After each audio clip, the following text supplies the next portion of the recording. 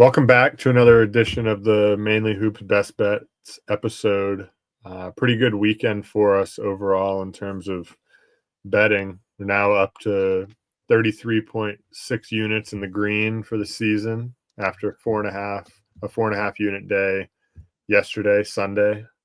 As you said, Cody, yesterday's slate really just kind of fell right in line with what we were looking to do to make some money. So pretty good day yesterday. Yeah, it's kind of weird how that works with like a 12 game slate. I end up with 7 or 8 plays, and then we'll talk about these ones coming up. It's not fantastic. Like I've mentioned before, like spreads at this point in the year are pretty efficient. So it's pretty rare where you find like a great number or a super mispriced number. So you really got to dive into the matchups and kind of dive into the spots a little bit more to determine where you're going to find value. So not going to have a ton for these next couple of days. Most of the bulk of the plays that we have are going to be on Saturdays with the bigger slates. We usually end up with 5 or 6, but yeah, I mean, pretty good day yesterday with a bunch of player props.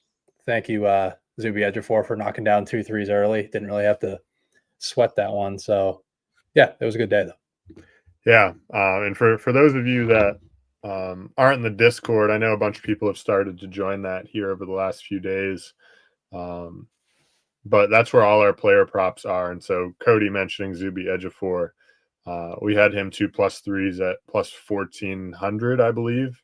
It was basically the same play we had last weekend on Stevie Mitchell. So for those of you, I know a bunch of you out there took that as well. I know a couple people took the Ejiofor bet, both against Creighton, and both of them hit for, pretty substantial winnings. Obviously, like yesterday, $10 would have won 140 on Zuby Ejiofor to make 2 threes, and he did it, as Cody said, in like the first 10 minutes of the game. So if you want to get in on the player props, that's where you're going to find those in the Discord. So definitely, as we've stressed all year long, continue to join that, and tell your friends to join that, because all the plays in there are completely free. Great place to see what we're on, our full slate of our full card of bets, and anything we might be adding late, or that we don't talk about on here. Also with that, our Action Network account, Mainly Hoops 1, you can follow along there. That's where we'll post our bets, and you can see kind of how we're doing. That's where you'll see how many units we're up on the year. So definitely be sure to join those, follow along with those, and then also just our socials, the Twitter, the Instagram. Make sure you're in on those. And then the final thing before we get into our best bets and some analysis on some of the bigger games, as we've talked about and we've posted a few times, we do have some t-shirts left for sale. Make sure if you're interested in any of those, don't hesitate to reach out to us on any socials. Good looking merch, if I must say so myself, right, Cody? Oh yeah. The shirt's pretty comfortable as well, so definitely get one while we still have them. Yeah. Anyway, on to the games. We'll talk about a couple. These aren't plays, but the bigger games for tomorrow. In the side we would probably be on. The first one, Purdue, who's lost 2 in a row now. Michigan State. Michigan State here is -3.5. This game's at Michigan State. Michigan State bounced back with a very convincing win, little come from behind win against Illinois. Ended up beating them 79-65 on Saturday. Purdue looking to kind of bounce back here, but I'm not sure it's going to be in this spot. Yeah, it's a pretty interesting game, pretty efficient number overall. So I'm probably not going to end up with anything here, but I do kind of like the matchup for Purdue's defense. Actually, they're playing this more no middle style at this point in the year. They kind of switched that up right when conference play started, and they're forcing a lot more turnovers now. And you can kind of get Michigan State in that area. They're typically not a team that turns the ball over all that much under Tom Izzo, but they have some younger guards, and they think they're in the 170s nationally in turnover rate. And add in the fact that they can't shoot at all, and this no middle defense will force you to shoot over the top.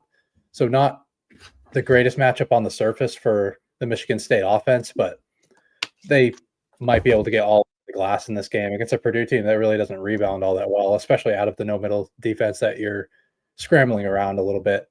So ultimately a pass. I think Michigan State's defense will game plan well enough for Braden Smith and Trey Coffin-Renn, who can they can throw like 5 different bigs at Trey Coffin-Renn.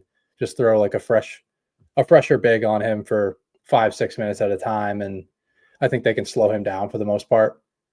Would be kind of interested in an under, although I don't bet totals really at all. I don't really have a fantastic feel for it. I think it's going to be a pretty slow paced game, and I think the efficiency on both sides projects to be pretty low, in my opinion. So that would be like the only lean I would have here. Yeah, I think it should be a good game though. And Michigan State still kind of jockeying for the top of the Big Ten. Obviously, Michigan had that big win at Ohio State yesterday to keep themselves up at the top, but Michigan State's also right there, and they play on Friday, and they're going to play two times over the next, I think, 13 days or something like that. So, we'll see how the Big Ten shakes out here, but it should be a fun finish. For sure. I'll probably like Michigan State quite a bit on Friday. I think, we can talk about that as we get there, but I definitely think Michigan State can give Michigan some issues. Is that game at Michigan State? I think it's at Michigan. Okay. I'm not completely sure. Okay. But yeah, either way, I think I'd still like Michigan State there. Yeah. Then tomorrow, another game. Illinois, Wisconsin here, -3.5. Wisconsin's really firing on all cylinders right now. They're up to what, 12th in the country, I think now, 11th, something like that. But their offense has been legit. And this Wisconsin team is different from all others in years prior because this offense is so good. The shooting efficiency is through the roof. They can knock it down from 3. This team, I think teams are actually going to be scared of in March, whereas in years past, like, you see Wisconsin and you're kind of fortunate. You're like, all right, this Wisconsin team's pretty overrated. Tyler Wall is going to be at the foul line late in the game and miss. So this is not a Wisconsin team I think anyone wants to see right now. No, this is like legitimately one of the best offenses in the entire country.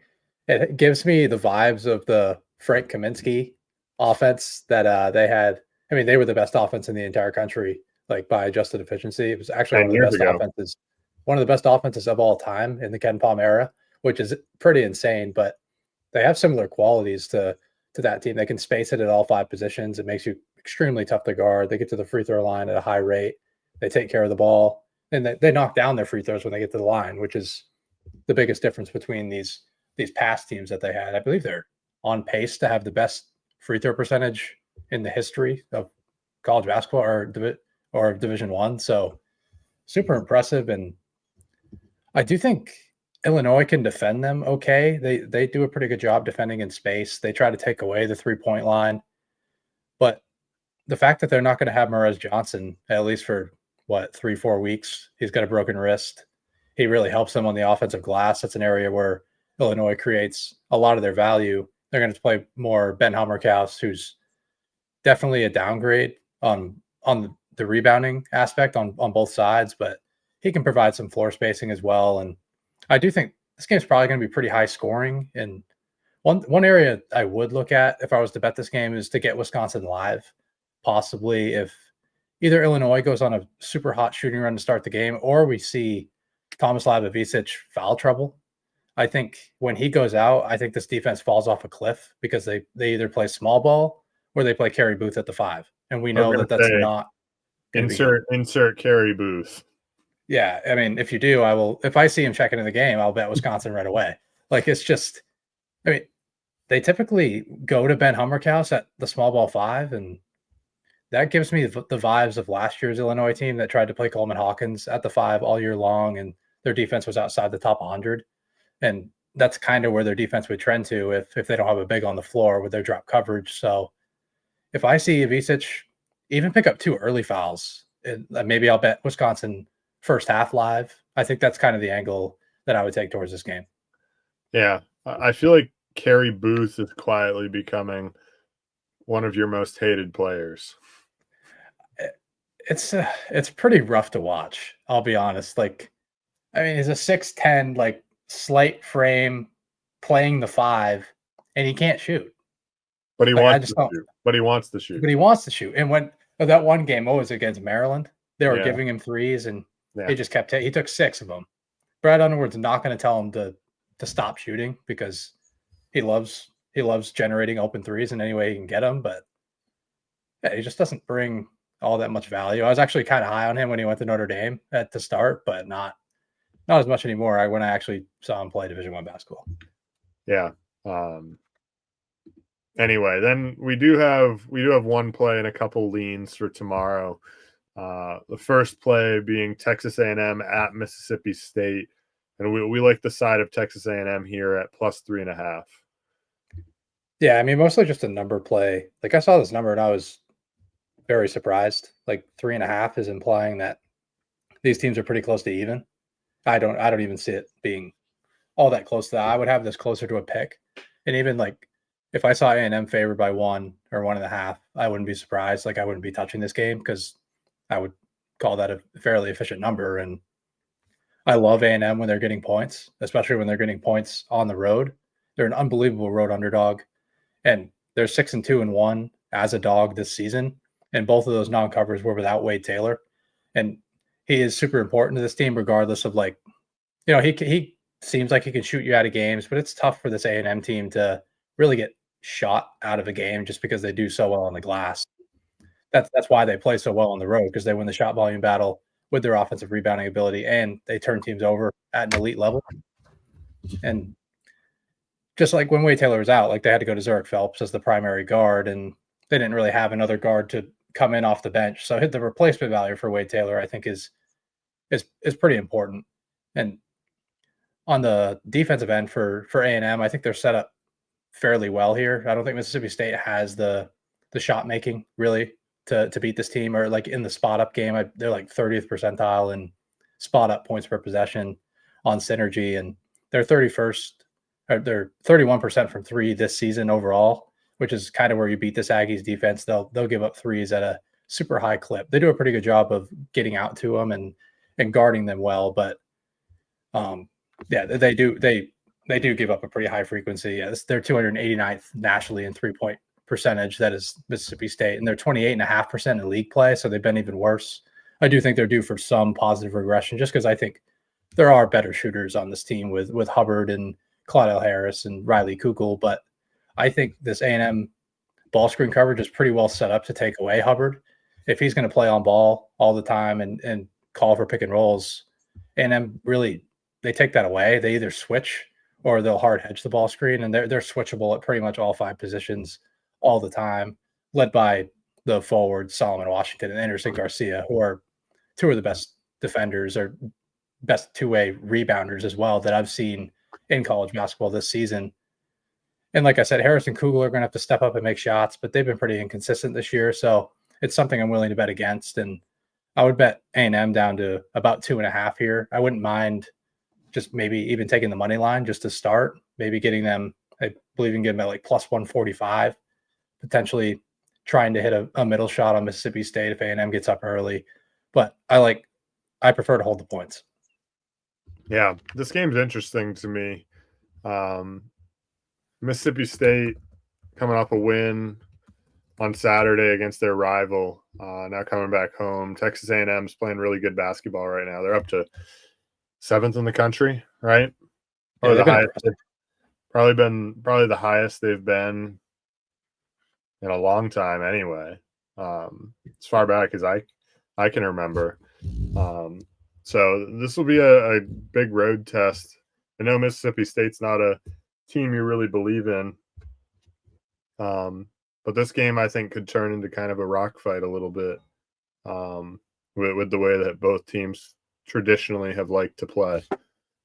Yeah, and I think that favors A&M for sure. Like, they don't need to make shots to win games. They can just get all over the glass and win the extras.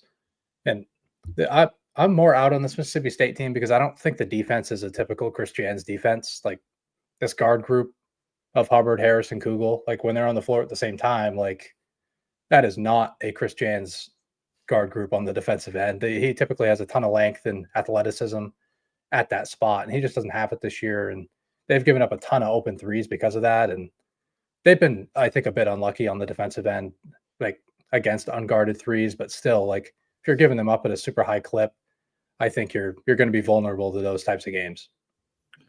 Yeah, definitely. And we have a couple leans for tomorrow. UConn minus 7.5 coming off that loss to Seton Hall Saturday. They're playing Villanova. This number just seems a bit high. Yeah, I think it's way too high. I was hoping to get a 6. I think 6 is if it ends up getting bet down to 6, I think I would take it. But the market loves UConn off of a loss, and I see it all the way up at 8.5 already. So don't really see any value in this number. Plus, UConn late in games is not good with the ball, as we've seen. Like Seton Hall took them down on Saturday with a late turnover in overtime, and yeah, and I do like UConn here just because they're not going to be bothered by Villanova's pressure, and we've seen that to be UConn's kryptonite. St. John's, Marquette, and Seton Hall turned over UConn at a super high rate. But when they're feeling comfortable and when they can actually run their stuff and they're not pushed all the way out to near midcourt, I think the offense is really tough to beat.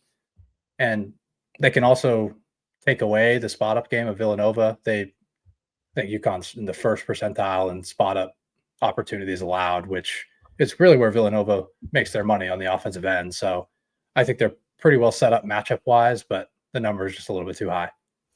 Yeah, this is definitely a game I expect UConn to bounce back and win. So I guess for anyone out there who maybe liked a shorter favorite enough, if you wanted to parlay this UConn money line with something else, that would be a play that I would maybe look at. But Cody and I were talking, like, there's no one we like enough to feel comfortable doing that. But I think that that's a route you could go if you did want to play UConn but didn't want to lay the points. Yeah, I'm looking for someone. I'm not sure if I'll end up getting there with one. I was thinking maybe Colorado State, just at first glance, just because Nevada. I mean, Colorado State's laying 4.5, probably getting minus 180, minus 185. Nevada hasn't beaten anyone in the Mountain West who's in the top half of the league, and they just struggle to play up against competition. So I do kind of like Colorado State at home. Yeah, and then the next one that we're leaning is South Carolina plus 3.5 at OSU. South Carolina still in desperation, looking for their first SEC win. LSU coming off that win against Oklahoma on Saturday. So headed back home, but South Carolina, I think, could hang around here. Yeah, it was mostly just the gut feel that South Carolina really needs this game. Like they just want an SEC win at this point, and this is probably their most gettable game that they've had all year long, besides like if they were to play LSU at home. But in South Carolina's, they've been a tad unfortunate in close games, I would say. Like they've had some teams on the ropes at home. They had Auburn on the ropes at home to start SEC play. They had A&M on the ropes, and A&M shot the lights out to end up beating them. I know that one. I think you might have been on A&M there, but that was a tough loss. Like, I think South Carolina probably should have won that game, barring a Wade Taylor masterclass. Apparently, they almost beat Florida at home as well. There was a 1-point loss. Like they've just had a ton of unfortunate, late game situations, but that comes with poor guard play, and I think kind of what South Carolina has here, and they've been banged up throughout the year as well. I just think this game is pretty gettable for them against an LSU offense that isn't very good, and they've really struggled to close out games as well. They had Ole Miss on the ropes. They're up 5 or 6 with a minute and a half left, and they blew the game. They just turned the ball over a few times, and just getting the 3.5 points in this game feels like the right side. Yeah, I'm with you. I've been feeling like South Carolina's win is coming. I kind of thought I sniffed it a couple times, but this one I think could be the one. We'll see. Been a tough year for them. Coming off of the 6th seed last year, right? Yeah. So Anyway, then Wednesday we do have a couple of plays. One of them's contingent. The first one, we've got Boise State -2.5 against New Mexico. Yeah, I think it's a pretty good letdown spot, I think, for New Mexico, and they're probably pretty close to the peak of their market as well. I don't know if we'll get 2.5 or not. I think the market's a little bit lower on Boise than some of these projections are, so we could actually get a better number. I like how Boise can take New Mexico out of transition and keep them away from the rim. Those are the two spots that, guys like Donovan Dent and True Washington love to get is in that area. And I know Boise hasn't really performed up to expectations, but their role players have actually played a bit better as of late. Like guys like Javon Buchanan have been really good for their last few games, and this is also a pretty big revenge spot. Coming off of the blowout loss at New Mexico, where they were never in that game.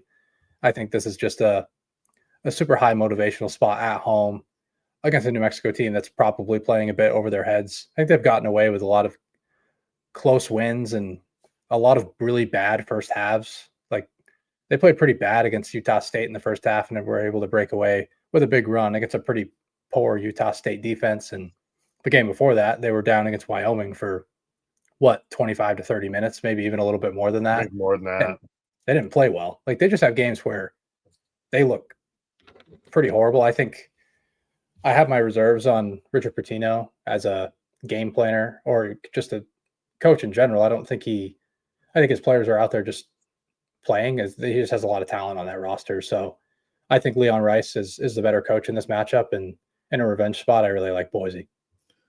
Yeah. New Mexico, that they struggled the other night against Wyoming at home.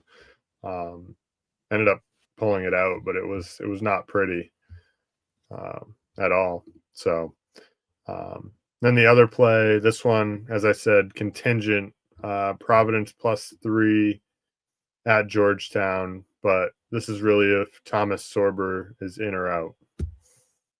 Yeah, it didn't really look good. His injury in the first half of the Butler game, he needed help getting off the floor, was barely putting any weight on his foot.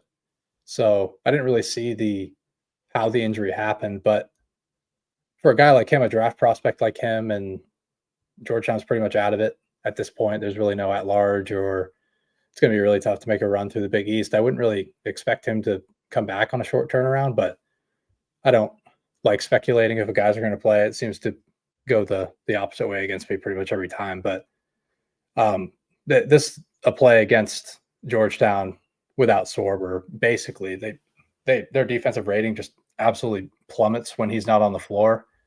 With him on the floor in league play, they have a 97.3 defensive rating. That's in the 94th percentile of all teams in college hoops. And their defensive rating with him off the floor in league play is 125.8. And that's in the first percentile. And that's at 119 minutes of gameplay and league play. 119 minutes isn't a ton, but still, that's a decent amount of a sample size to say that he's essentially a one-man defense and he's an elite rim protector. This is one of the best 2-point defenses in the entire country because of him. And I've faded Georgetown in this spot before when Sorber did sit. It was against DePaul, and I think DePaul was getting 7, and DePaul picked up their first Big East win in 2.5 years. Yeah. So I think that goes to show how much Thomas Sorber means to this team, and especially how much he means to the defense. He's also their most important offensive player, according to Torvik's BPM metric. So I think he's super important. He's worth probably 5 points, 5.5 points to a spread. I think he's truly one of the most important players in the country. Like outside of maybe Janai Broom or Ryan Kalkbrenner. I think Ryan Kalkbrenner is probably the most important player to his team in the country. I think Sorber's right up there in the top 5 or 6. Yeah, no, he's been unbelievable. And I was from one of the first games of the year when I watched him, I was kind of like, all right, like this guy's legit. Unfortunately, he's not going to be at Georgetown very long, I don't think.